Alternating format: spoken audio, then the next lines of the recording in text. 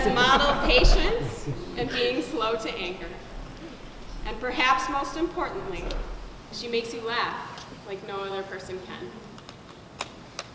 Billy's love for you, Kira, caused your walls to fall.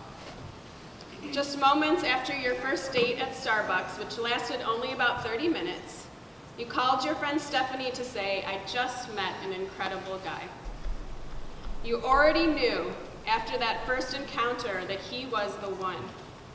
But it took Billy a good 4 weeks to come to that same conclusion. Through small acts, like giving the valet next door hand warmers in the winter, and large ones, like his enormous dedication and leadership for the gift of life, Billy has inspired you to always think about what you can do for other people. Billy affirms the values you hold dear: Judaism, showing up for family and friends, and the importance of looking beyond the wedding to the marriage itself. He lifts you up, and he makes you feel special. He lives with integrity, but also has the wisdom to know when compromise is the better course. And perhaps most importantly, he makes you laugh like no other person can. For these reasons and for many more, you have let your guard down for each other. The walls have fallen, and here in this chuppah, in this moment, the new ones are waiting to be built as soon as you step outside. And so what will this new home and this new family be like? What is in store for your future? In this week's Torah portion, Tzav, we read of the various sacrifices performed by the ancient priests of our tradition. One such sacrifice in particular stood out to me as I considered your dreams for your marriage: the Zavach Shlamim, the sacrifice of well-being, or the peace offering. We can hear in the word Shlamim the word Shalom, wholeness, peace. There were different reasons that one might have offered the Zavach Shlamim. One reason was to give thanks. The medieval French sage Rashi elaborates that those for whom a personal miracle has occurred must give thanks through this offering. These include seafarers who have survived a dangerous voyage, desert walkers who have made it safely out of the desert, prisoners who have been freed, and sick people who have been healed. In other words, those who have experienced saving miracles after great vulnerability are commanded to come closer to God through the act of sacrifice, an expression of thanksgiving. Kira and Billy, in your many travels, I'm sure you have been both seafarers and desert walkers, or if not, you will be one day. To my knowledge, neither of you has been miraculously saved at sea or in the desert. But truly, you have experienced the miracle of finding one another. And in one another, you have found freedom and you have found healing. This miracle occurred because of God's grace and because you each found the code to the lockbox of the other. The walls have come down. Have some more wine. Now the Torah of this moment, your moment, commands you to build your home together on the foundations of gratitude, of thanksgiving, of making the wholeness you have found with each other manifest in the world so that more shalom, more wholeness can exist. I asked you what you envision when you walk into your home 5 years in the future. You envision little schmorkins running around. For those of you who don't know, this is Epstein for children. You envision a safe and comfortable place, a beautiful one.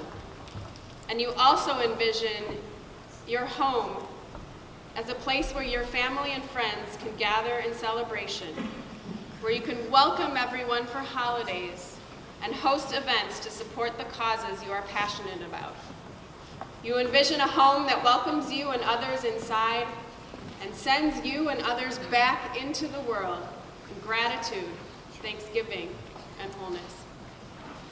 Guided by the teachings of our sacred Torah and the blessings of God, may your vision come to fruition in all of the ways you dream of and more.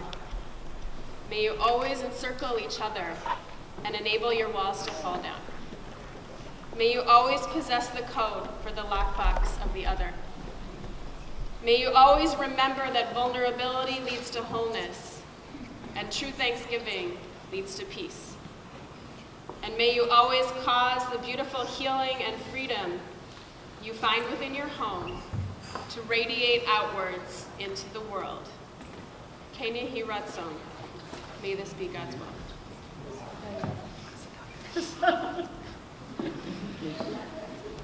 In a moment, we will recite the 7 benedictions known as the Sheva Brachot. For these blessings, we will use this Kiddush cup that has been with the Epstein family for 127 years and has been used during family wedding ceremonies for generations. But why 7 blessings? Of course, there are 7 days of creation that we read about in the Torah. 7 is a whole number, a perfect number. The blessings themselves echo this theme. But our ceremony will conclude not with wholeness and perfection, but with the breaking of a glass, which is your cue to say Mazel Tov. The Talmud teaches where there is joy, there should also be trembling. The glass will remind us that there can be no complete joy in a still broken world. It is also a reminder that even as your marriage begins as the creation of an ideal, ultimately together you will create a partnership dedicated to the establishment of God's will on earth. So now I would like to turn it over to Dina, who is going to help to lead us in a very special version of the 7 blessings that Kira and Billy really wanted to share.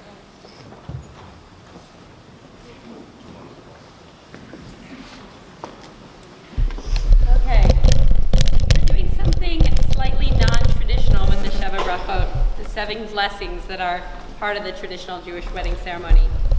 As we recite the 7 blessings, Kira and Billy want to honor you, their friends and family, by asking groups of people to stand and join us in the recitation of the blessings. Each group of people is notable for a connection they have with the bride and groom, and every one of you today is among those honored. And you may even be honored more than once, but none of you have been worn in advance. And that's intentional. So please pay attention, and when you hear a category that relates to you, please rise and join in reading the blessing in either Hebrew or English. Now, if you are able to rise for all 7 categories, there's a special prize. So if you're still standing at the end of all 7, just raise your hand and we'll take note of that. Jewish tradition understands ancient texts, such as these blessings, as full of infinite meaning, and with each new reader bringing his or her own context and perspective to understanding them. So in some ways, this practice is a very traditional Jewish practice of finding new meaning in each blessing. But in other ways, this is completely non-traditional. So we hope you forgive us as we have approached the connections in creative, non-literal ways. We can assure you that there has been absolutely no rabbinic approval for the very substantial liberties we've taken. A little bit. So the first blessing is a blessing over the wine, right? Not a bad way to start. As some of you may know, Billy makes his own limoncello, or etrogcello, depending on the season. And while that may not be wine, it's from a fruit and it's liquor. So, and we also know that Kira and Billy both appreciate a nice glass of wine with friends at Shabbat dinner or in their home. So if either of you have ever had Billy's limoncello, or for that matter, had a glass of wine with either Kira or Billy, we ask that you rise and join us in blessing number 1.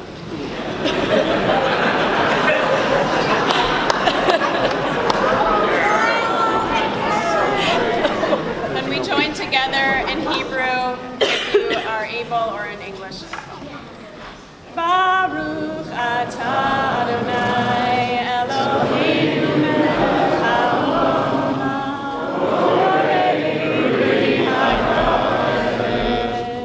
Blessed are you, God, who brings forth the fruit of the vine. Okay, you may now sit.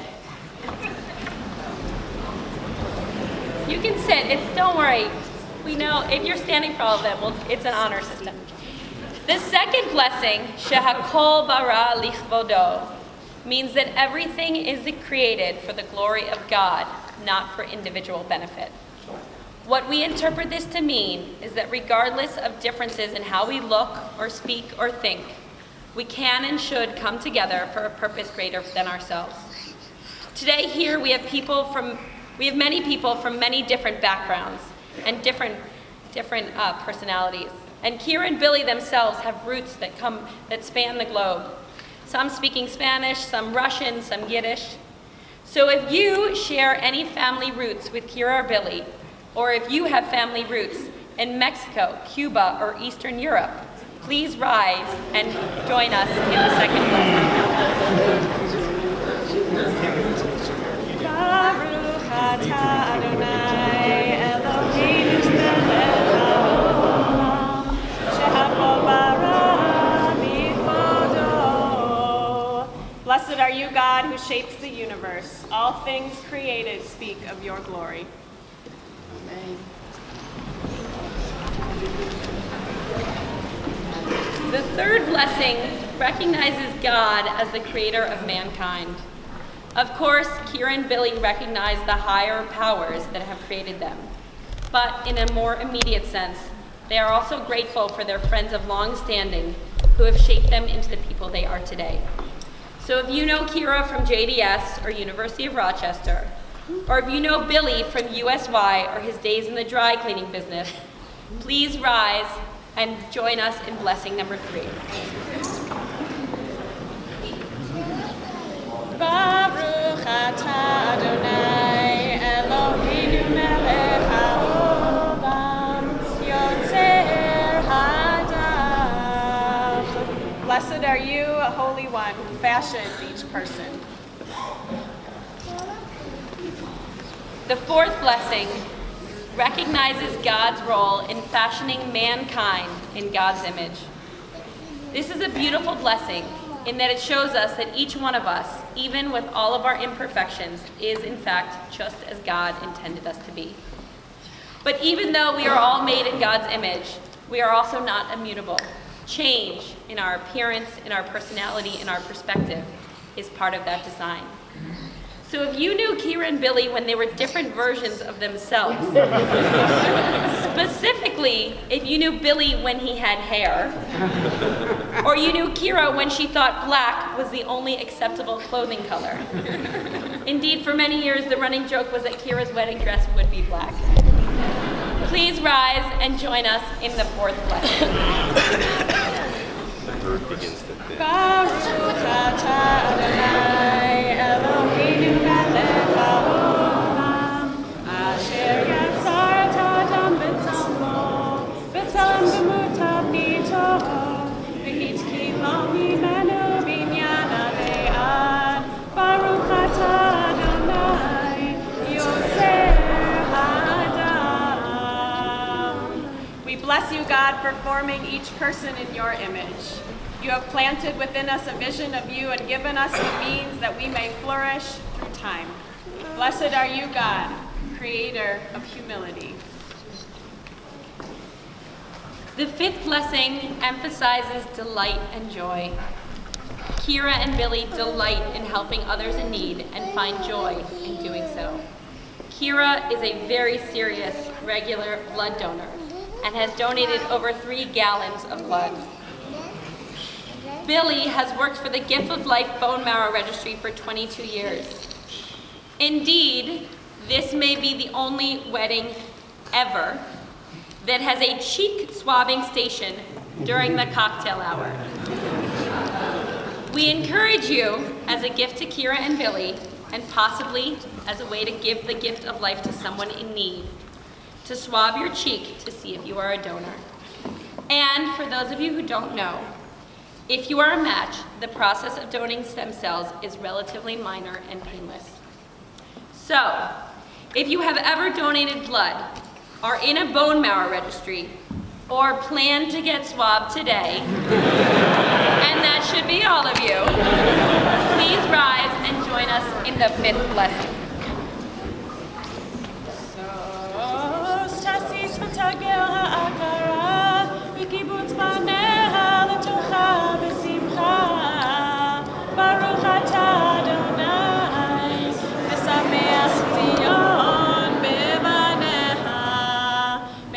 Once bereft of her children, now delight as they gather together in joy.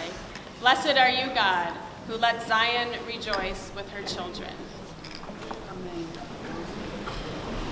The sixth blessing speaks of the bride and groom's bliss. Kira and Billy love each other, of course, but they also love their careers. Less than they love each other, but still a lot. For this blessing, we'd like to honor anyone that Kira and Billy have worked with. So, if Kira has ever assisted you in a real estate transaction, or has worked with you, or if Billy has ever cleaned up your business or home after a flood or fire, please rise and join us in the sixth blessing. Or work for me.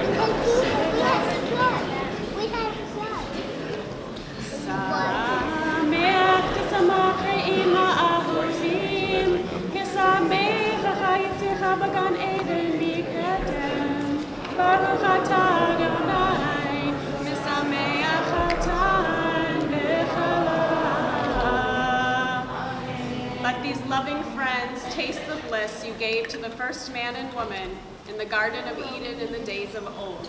Blessed are you, the presence who dwells with the bride and the groom in delight.